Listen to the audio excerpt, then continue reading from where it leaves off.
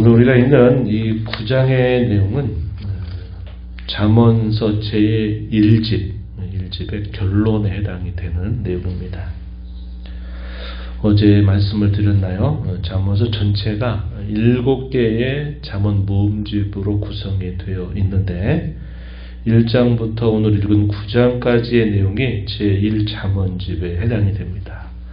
10장 1절 가서 보면은 솔로몬의 잠언이라 제2잠언집이 10장부터 또 시작이 되는데 이 내용이 무려 22장까지 상당히 많은 분량을 차지해서 이 잠언집 그리고 그 이하에 조금씩 이런 잠언집이 모아져서 총 7개의 잠언집으로 구성되어 있다. 이렇게 여러분 알면 도움이 될 것입니다. 그래서 이 9장의 내용은 제1잠언집의 전체적인 결론에 해당된다. 이렇게 이해를 하시면 좋겠어요.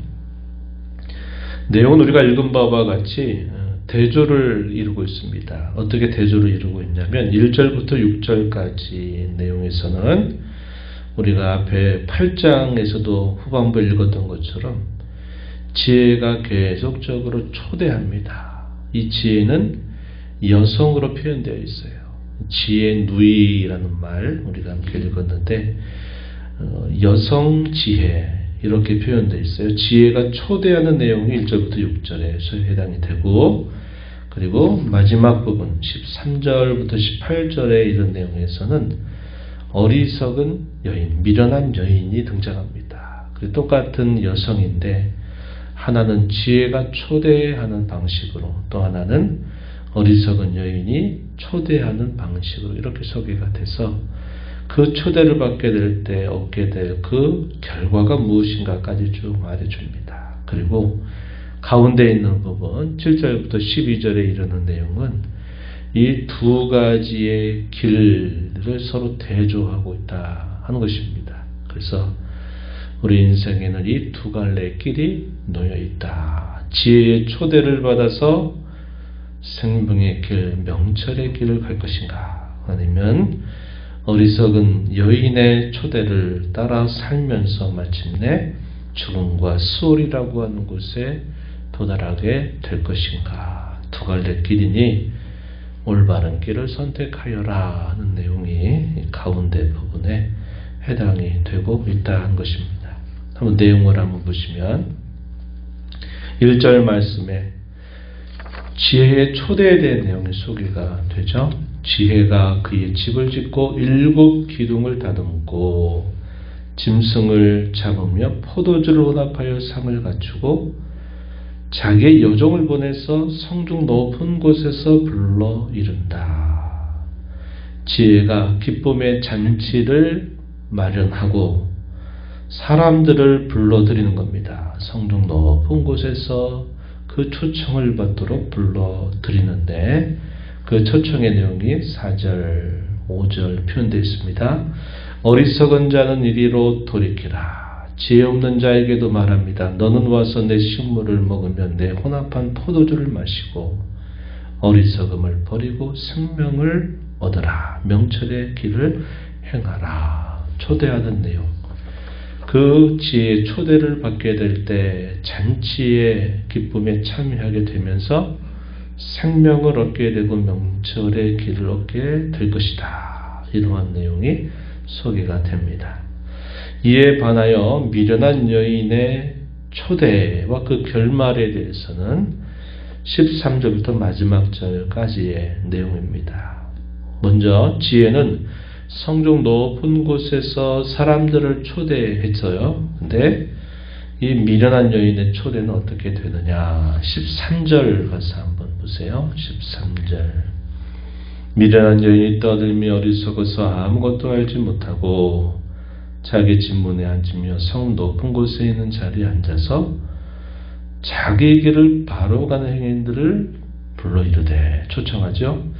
초청의 내용 16절에 어리석은 자는 이리로 돌이키라. 또 지혜 없는 자에게 말합니다. 17절 도둑질한 물이 달고 몰래 먹는 떡이 맛이 있다 한다. 이렇게 말하는 겁니다.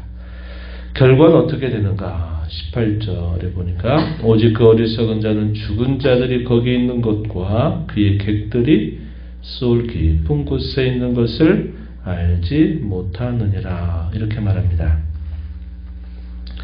그 결과는 죽음과 수올이라고 하는 것 이렇게 소개하고 있죠. 그래서 서로 대조로 이루고 있는 겁니다. 지혜 여인의 초대를 받아서 생명과 명철의 길을 얻게 될 것이냐, 아니면 어리석은 여인의 초대를 받아서 마침내 수올과 죽음에 이르게 될 것이냐, 이렇게 대조적으로 소개해주고 있다는 것입니다.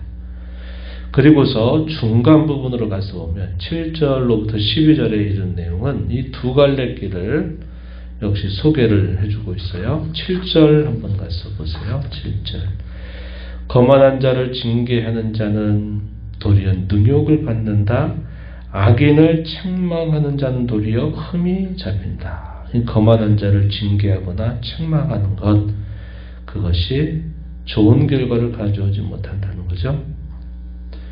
8절에 거만한 자를 책망하지 말라고 말합니다. 그가 너를 미워할까 두렵다, 이렇게 소개하죠. 반면에 하반절에 보면 지혜 있는 자를 책망하라. 그가 너를 사랑하리라. 지혜 있는 자에게 교훈을 더하라. 그가 더욱 지혜로워질 것이다. 의로운 사람을 가르치라. 그의 학식이 더할 것이다. 대조를 이루고 있다는 겁니다. 그리고 10절에 있는 내용은 이 잠언서 전체의 가장 핵심 구절에 해당되죠. 우리가 잠언서 1장 7절에서 우리가 읽었던 말씀처럼 여기서도 결론 부분에서 또다시 이 메시지를 전달해 주는 겁니다.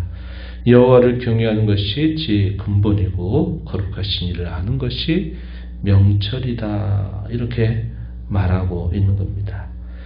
지혜가 주는 유익은 내 날이 많아질 것이고 내 생명에게 해가 더하게 될 것이다. 11절에 소개하고 12절 보게 되면 이렇게 말했습니다. 내가 만일 지혜로우면 그 지혜가 너에게 유익할 것이다. 내가 만일 거만하면 너홀로 해를 당하리라, 이렇게 말하죠. 그래서 전체적으로 이 9장의 내용은 이 두 가지의 초대, 또 그 초대를 응한 자에게 주어지는 결과, 그리고 이 두 갈래 길 가운데서 결국 하나의 길을 택해야만 된다 하는 사실을 이 내용은 우리에게 알려주고 있습니다. 이러한 내용 전체는 우리가 시편에 있는 말씀 가운데서 제1편, 우리 너무 잘 아는 말씀이죠. 복 있는 자, 그리고 오만한 자, 주인의 길에 서는 자, 이것이 서로 대조를 이루면서 시편 전체의 결론을 이루고 있다는 겁니다. 서론이면서 동시에 결론이에요. 또한 이 잠언서 또 전도서에 있어서도 역시 마찬가지입니다. 우리 인생의 두 갈래 길 가운데 우리가 어떤 길을 따르어야 되느냐 하는 것에 대해서 가르쳐주고 있다 하는 면에서는 오늘 우리가 있는 이 9장의 내용, 시편 제1편의 내용, 이것이 서로 조화를 이루고 있다 하는 것을 우리가 확인할 수 있겠습니다. 우리 인생은 두 갈래 길입니다. 지혜의 초대를 받아서 생명의 길을 갈 것인가, 아니면 지혜를 멀리 하여서 곧 사망의 길을 갈 것인가 하는 이 두 갈래 길만이 있을 뿐이다 하는 것입니다. 이 지혜를 따르는 길이 무엇이냐? 신약의 성경의 신약 성경의 가르침으로 오게 되면 곧 예수 그리스도를 따르는 길이다. 곧 그분을 믿는 길이다. 이것이 곧 하나님을 경외하는 길이고, 이 하나님을 경외하는 길이야말로 지식의 근본이고 모든 지혜의 근본이 된다. 이것이 곧 명철이다. 이렇게 소개해주고 있다 하는 것입니다. 그래서 우리가 이 땅에 살면서 가장 소중한 것이 뭐냐?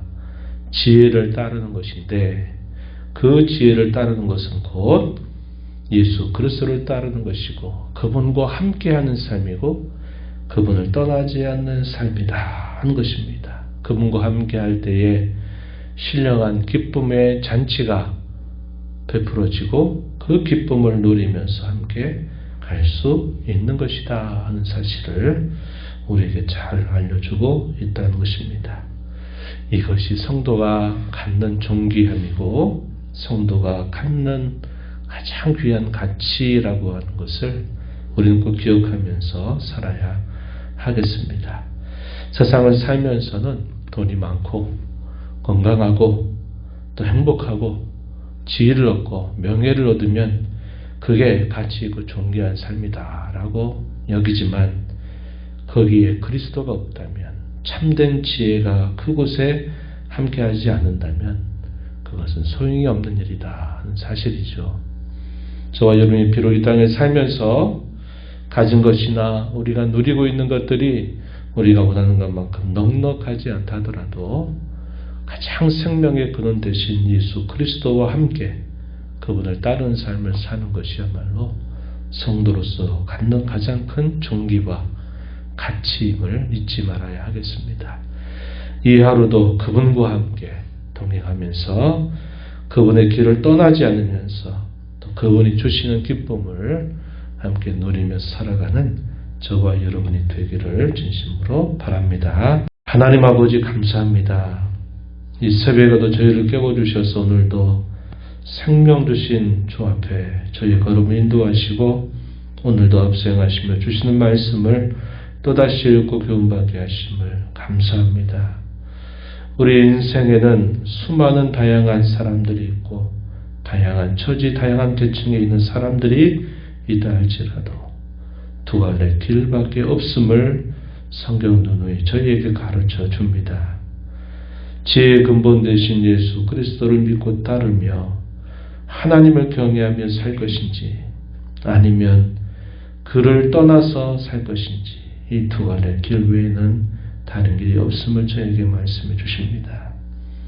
저희들을 불러서 이 생명의 길, 또 영생의 길을 가도록 불러주신 하나님의 은혜에 감사하면서 이 땅에서 받아 누리고 얻는 그 어떤 것보다도 그리스도를 믿고 따르며 주님을 동행하며 주님과 동행하며 하나님을 경외한 자로 살아가는 것을 가장 큰 존귀와 가치와 기쁨으로 여기며 살도록 날마다 저희들을 지도하시고 인도하시고 이끌어 주시옵소서. 주와 함께하는 삶 속에 주시는 신령한 기쁨과 즐거움과 행복을 누리며 또한 살아가는 저희들의 삶이 되게 하여 주옵소서. 은혜의 보좌께 나와 아버지 은혜를 구하는 모든 심령들의 간구를 기울여 주시고 응답하시기를 바라며 예수님 이름으로 기도하옵나이다. 아멘.